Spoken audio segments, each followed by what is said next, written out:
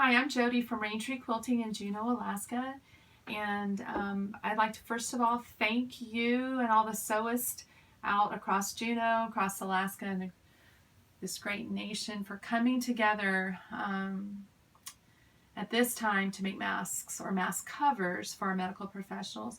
I'm recording this during the coronavirus pandemic. Anyway, so before we started making masks here, the local quilt guild and I had talked about talking to local medical professionals and determining exactly what they wanted.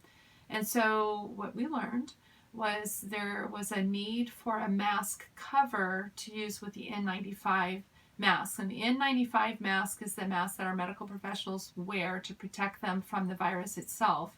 The masks, homemade masks that we're making, don't offer that kind of protection. However, a homemade mask does protect the mask that they're wearing so that they can use the mask multiple times. As you know, we have a shortage right now. Anyhow, so I want to talk to you about the pattern that we developed. This pattern is designed and has been tested to fit over the N95 mask. So it does that particular job. It was also requested of us that we would come, if we could possibly come up with a product that was water repellent. So I actually have a laminated fabric. It was produced by Cloud9 Fabrics. It's an organic fabric. It is breathable. It's supposedly not washable, but I've been testing it. I've been washing and drying these and they're fine. Anyway, it's water repellent, not waterproof. It's still very breathable, so it seems to be working. And we did bring one to one of the physicians that we were working with here. He tried it on and felt like it would be really suitable for what they need. You don't have to make it with a laminated fabric. You can make your mask out of a really good quality 100% cotton woven fabric, and I emphasize quality. A good quality quilting cotton has a tighter weave in it. A dime store fabric just does not have a real tight weave in it, so that's something that you need to really think about. I don't know that I would recommend flannel because flannel is a very loose weave. I know it's very comfortable, but I'm not so sure it's necessarily the wisest choice. So anyway, the pattern looks like this, and I drafted it for anybody to use. I didn't put any copyright information on there or anything. It's available at www.raintreequilting.com. As soon as you open the web page, it's the first thing that shows up, and the mask pattern and the instructions are a separate link. We just want people to use it and hope that it serves you well. So anyway, on the pattern itself, there's a 2-inch square, and if you print it and the 2-inch square is not 2 inches, then you know that it didn't size right. I've test printed it and it's been fine, but that's what the square is there for. It's not part of the pattern itself. Grain does matter because the fabric needs to stretch a certain way over the mask and over the face. So please pay attention to the grain line. It does need to be parallel to the selvages. So in preparation for this video, I did a little pre-sewing. I sewed with black thread so that it would be easier for you to see the steps. So I've got a lining and a mask cover in my right and left hand right here. And the first step, you sew from the nose down to the chin. And then you, on both pieces, and then you turn one of them right sides out.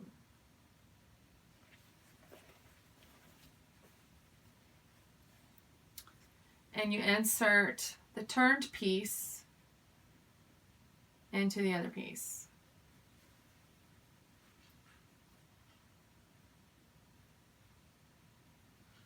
Okay, so my next step is going to be to sew across the top and then sew across the bottom. It's easier to put either your elastic or your twill tape in if you sew the top and the bottom first. So I'm going to bring this to my machine, and again I'm going to sew with black thread, and I hope that you can see this okay.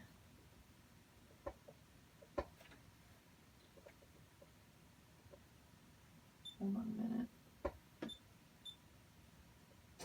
There we go. I turned my sewing machine light off so that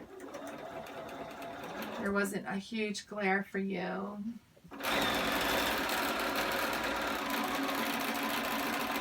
But I forgot to turn my machine back on. So.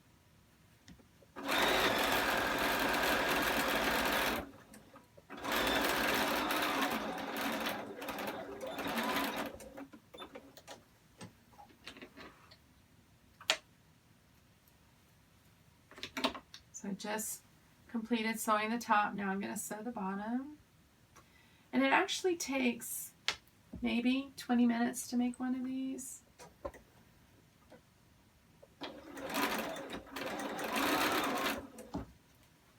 And I apologize for my machine sounding so loud, but in filming it does.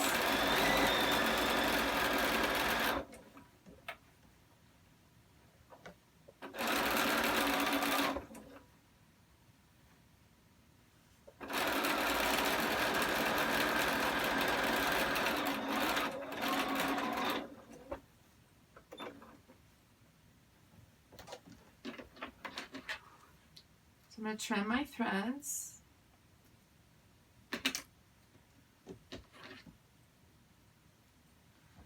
Okay, so now you should be able to see that I've got the top sewn and I have the bottom sewn.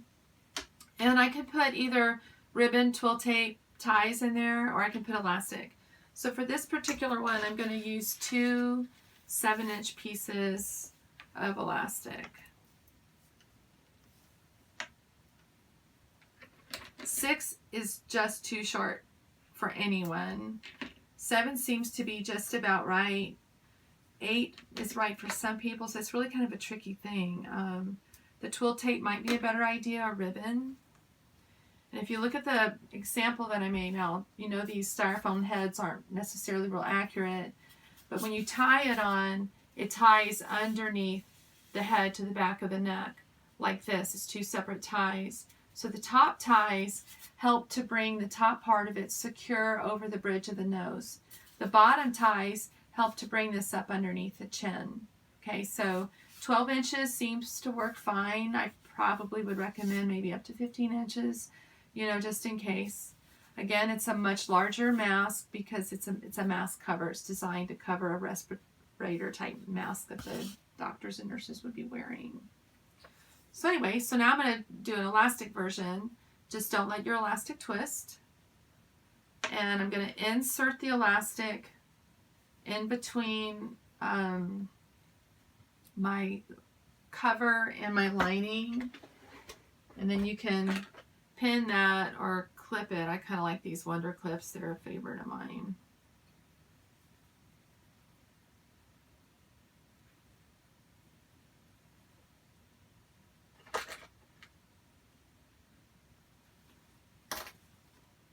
And I'm going to do the same thing here. Again, ensuring that I'm not twisting my elastic.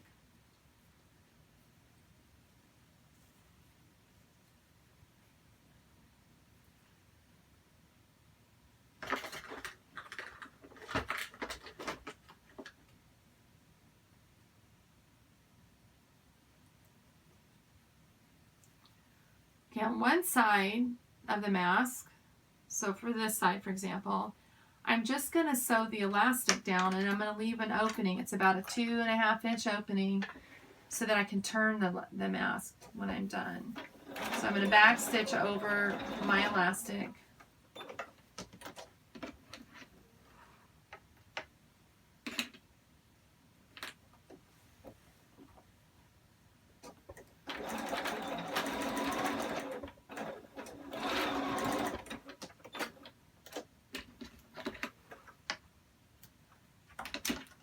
You can see what that looks like. This will be the opening that I leave so that I can turn it.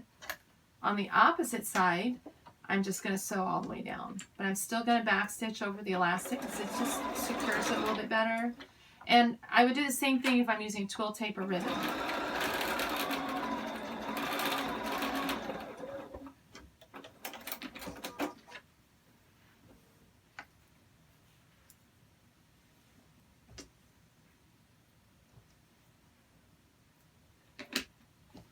so the top, the bottom, each side, and then here's the side that is left open.